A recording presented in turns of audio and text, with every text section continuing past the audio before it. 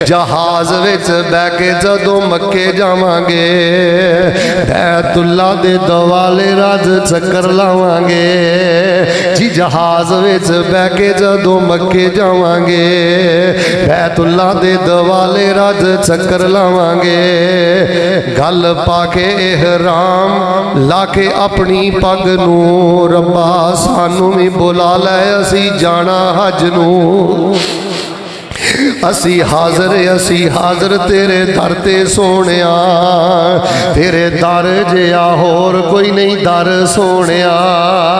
दे लब्बैक दी तौफीक साडी शारग नूं रब्बा सानू भी बुला लै असी जाना हज नूं। लिबास कबर वाला असी पाके आवांगे, लिबास कबर वाला असी पाके आवांगे।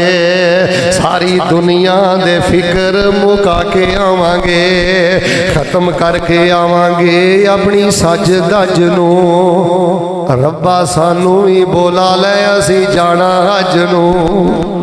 लो जी मैं रोज़ियां लिए एक दुआ करना तो आमीन कहना। साडे रोज़ियां नूं रब्बा तू कबूल कर लै।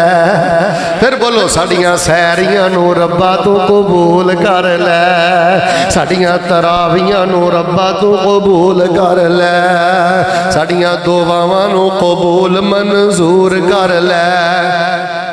करी रहमत दी नज़र ना वेखी साडे चज नूं रब्बा सानू भी बुला लै असी जाना हज नूं।